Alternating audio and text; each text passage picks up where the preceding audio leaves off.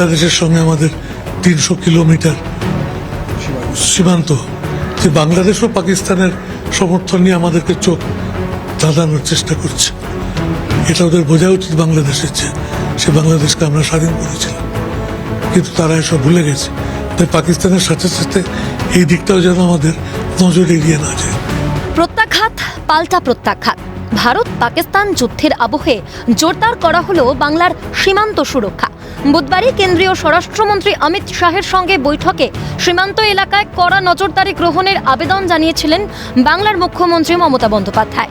এরই মাঝে তৃণমূল সাংসদ সুদীপ বন্দ্যোপাধ্যায় বলেন, পাকিস্তানের সমর্থনে ভারতকে চোখ রাঙানোর চেষ্টা করছে বাংলাদেশও, তাই পাকিস্তানের পাশাপাশি এই দিকটাও যাতে নজর এড়িয়ে না যায় সেদিকটাও দেখতে হবে। এই প্রেক্ষাপটে দাঁড়িয়েই জোরদার করা হলো সীমান্ত সুরক্ষা।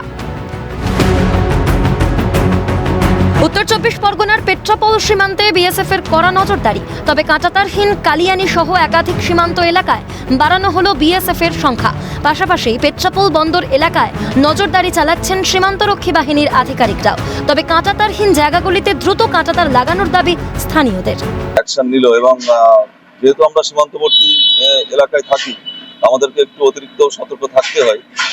বিএসএফ এর মুভমেন্ট আগেও যেমন ছিল একটু বেড়েছে, তবে আমরা আশা করছি যে আমাদের যে ভারতীয় সেনাবাহিনী এবং আমাদের যে আধা সামরিক বাহিনী, আমাদের দেশ সম্পূর্ণ নিরাপত্তার মধ্যে আছে, আমাদের আশঙ্কার কোনো কারণ নেই। যেমন আমরা সন্ধ্যের পরে সবাই বাইরে থাকলাম বা সবাই ঘরে থাকলাম, গেটটা খোলা থাকে, একজন দুজন সিপাহী থাকে, কিন্তু 10 জন যদি উগ্রপন্থী চলে আসে আমাদের তো কিছু করার নেই। তার জন্য আমরা চাচ্ছি তার কারণটা তাড়াতাড়ি হয়ে যাবে। পাশাপাশি মালদার ভারত বাংলাদেশ সীমান্তে নজরদারি বাড়িয়েছে বিএসএফ। লাগাতার চলছে পেট্রোলিং।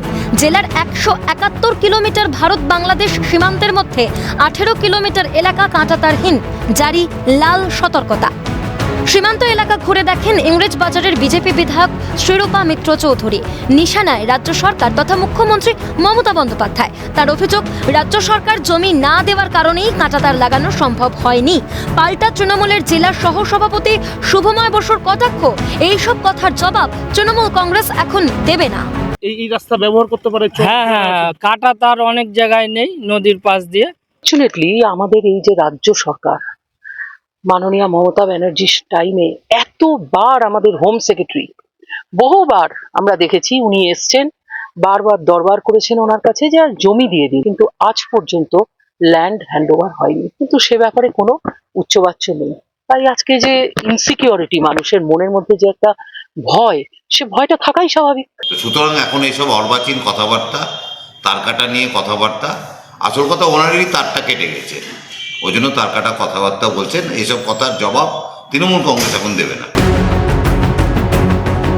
সীমান্ত এলাকায় বিএসএফ এর পাশাপাশি বাড়তি নজরদারি পুলিশের। মুর্শিদাবাদের সাগরপাড়া থানার বিভিন্ন সীমান্তবর্তী এলাকায় গিয়ে সাধারণ মানুষের সঙ্গে কথা বলেন ডোমকল এসটিপিও শুভম বাজাজ ও সাগরপাড়া থানার ভারপ্রাপ্ত আধিকারিক মোহাম্মদ খুরশিদ আলম।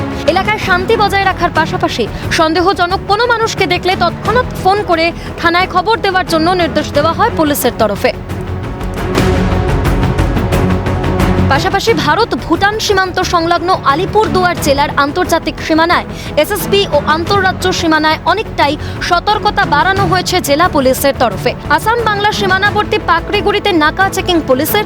আসাম থেকে আসা সমস্ত গাড়িতে তল্লাশি চালানোর পরেই পশ্চিমবঙ্গে ঢোকার অনুমতি দেওয়া হচ্ছে।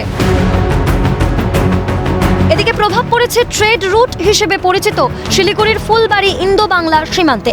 একদিকে যেমন চেকিং বাড়ছে, তেমনি কমছে গাড়ির সংখ্যা। এক কথায় বলা যেতেই পারে ভাটা পড়েছে আমদানি রপ্তানিতে। তবে বিএসএফ এর উপর ভরসা করে নিশ্চিন্তে সীমান্তে বাস করছেন স্থানীয়রা। হ্যাঁ, গাড়ি তো চেকিং আগে থেকে চলতেছে, এখনো চলতে যাচ্ছে, বাড়ছে আরো। হ্যাঁ, বাড়ছে তো অবশ্যই, আগে থেকে অনেক চেকিং বাড়ছে। ব্যবসা আছে আগের মতো? না, ব্যবসা তো আগের মতো নাই, ব্যবসা তো অনেকটা কমে গেছে। সুরক্ষা ব্যবস্থা? সুরক্ষা একদম, আমরা সুরক্ষিত। আমাদের এখানে সামনে বিএসএফ আছে, বর্ডার সিকিউরিটি ফোর্স, আমরা ভীষণভাবে সুরক্ষিত। কেন্দ্রীয় স্বরাষ্ট্র মন্ত্রকের তরফে নির্দেশিকা জারি হওয়ার পর জোরদার করা হয়েছে সীমান্ত সুরক্ষা। বিএসএফ এর পাশাপাশি সদা সতর্ক পুলিশ প্রশাসনও। ক্যালকাটা নিউজ।